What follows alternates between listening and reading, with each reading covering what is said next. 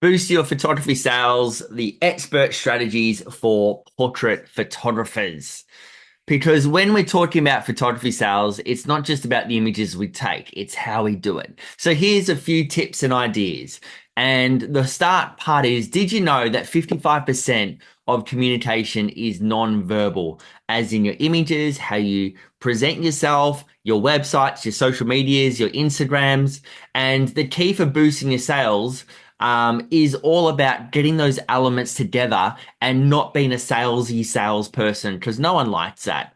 So whether you're capturing the innocence of newborns or family or children or weddings or personal branding, all that success of your sales determines on not just your technical skills as a photographer, but also as a great salesperson without being salesy at all. So here's a few things to work on.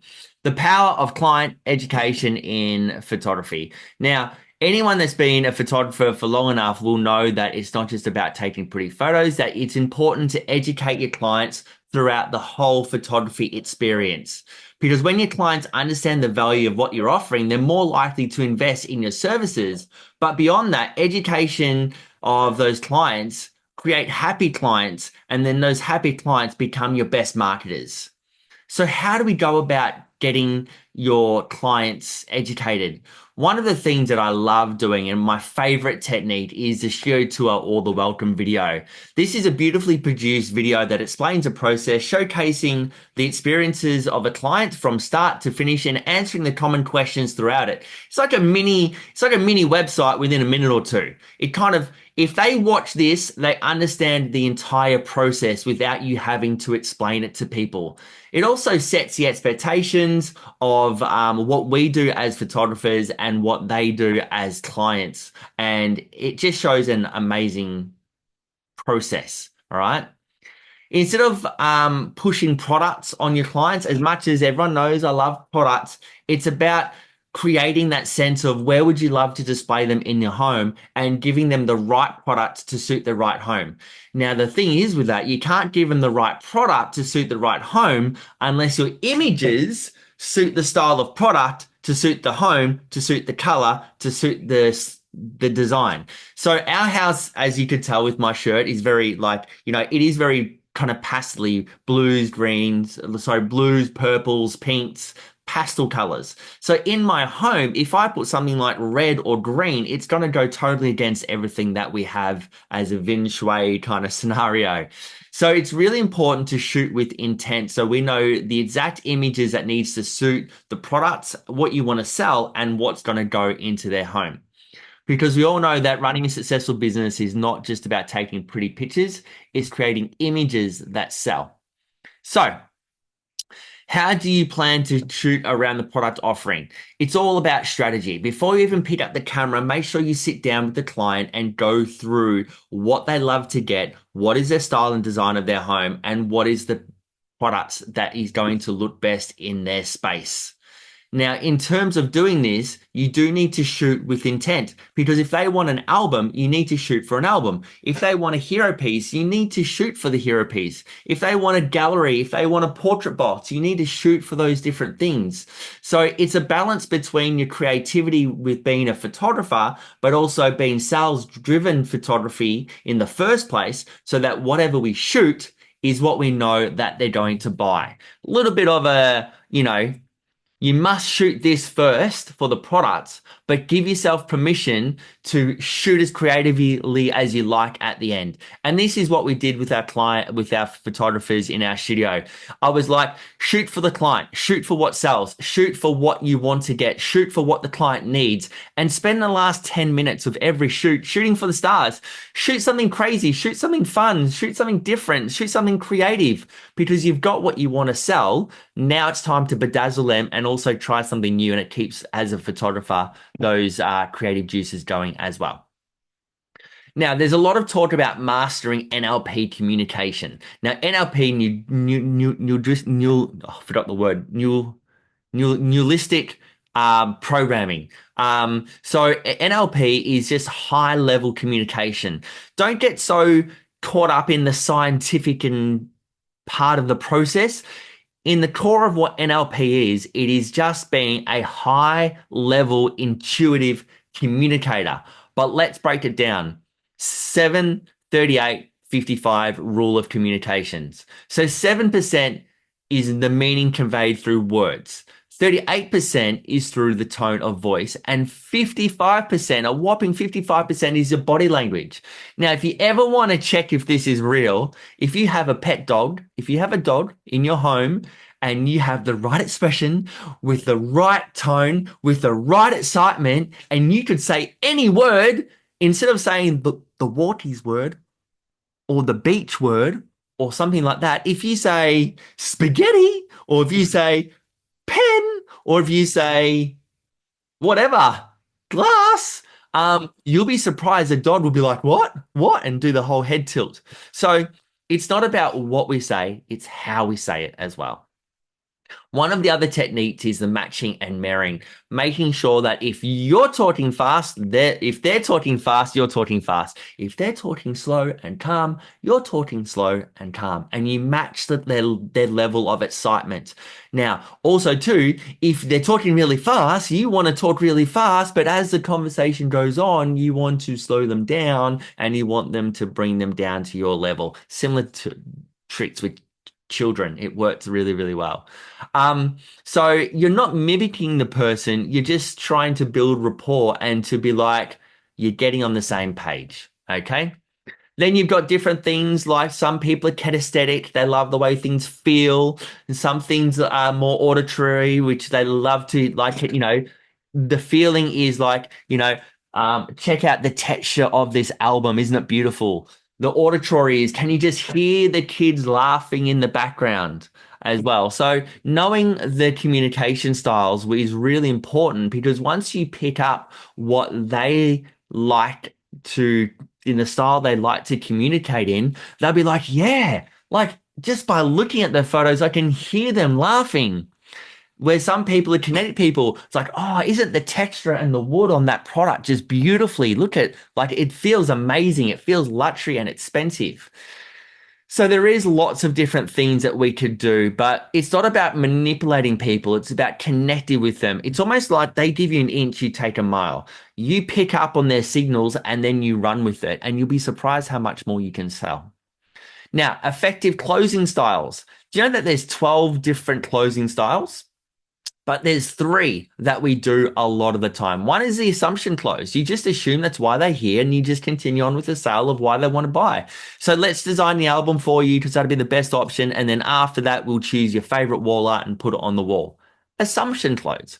Alternate close. Do you want something on the wall or off the wall? Off the wall. Do you prefer a portrait box or an album? A portrait box. Like it's alternate. You're trying to narrow the choices down. And there's a soft close, which is just a gentle kind of nudge, So if you're looking at doing the portrait box, is that something that you'd like to do today? It's just a soft nudge. It's just saying, is it something that you're interested in? All right.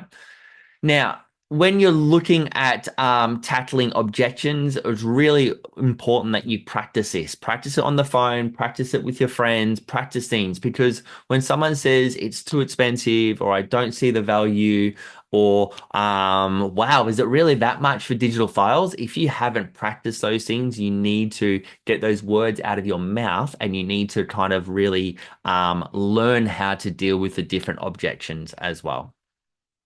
Really helpful when you role play with your friends and family as well to kind of be like, hey, can I just bounce these ideas off you? I'm looking at saying it this way, and then write it down in a folder and then keep that folder beside you so that you can open it up on your phone calls. And if someone does have an objection, you can go to that page and you can have a really solid answer rather than just fumbling your way around what you could, should, would, maybe would have said.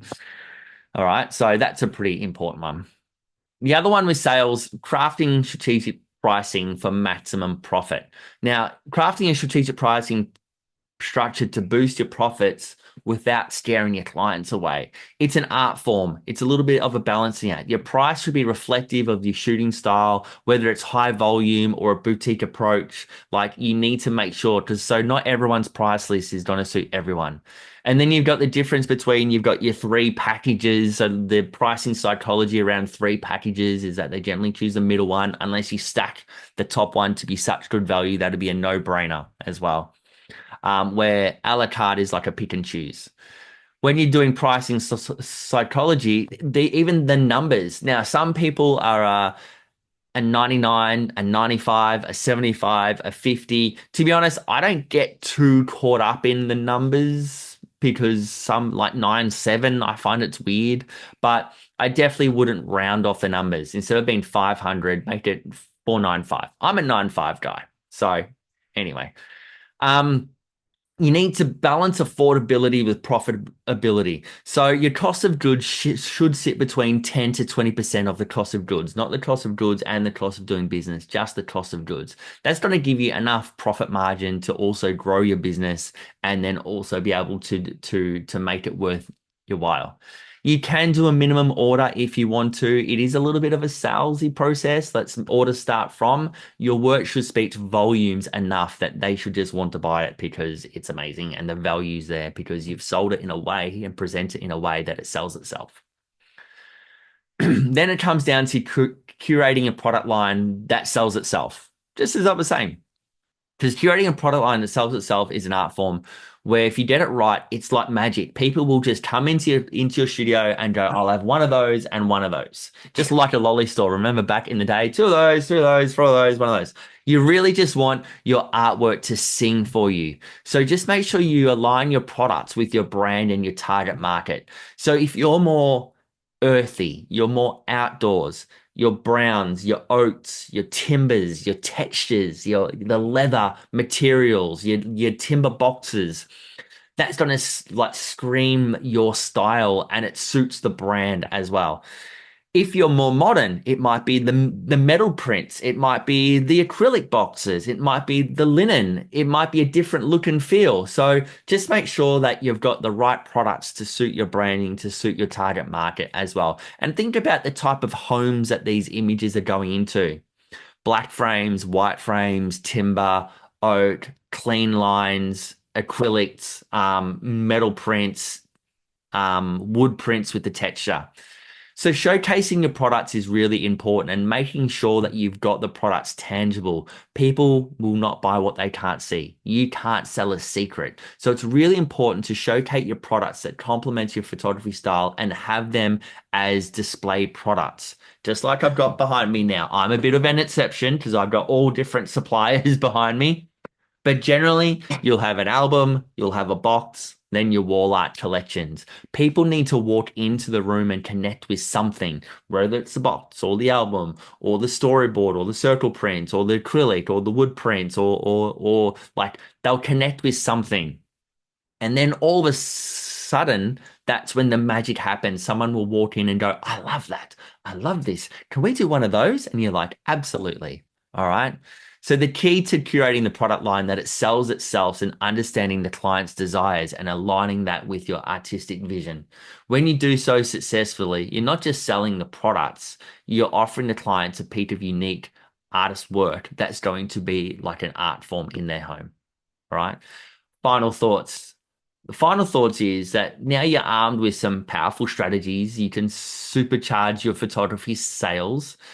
Focus on the client education, focus on shooting with intent, focus on mastering communication and skills. Listen to your clients, listen to how they act, listen to the words, listen to the responses, listen to what products they like, listen to what they like.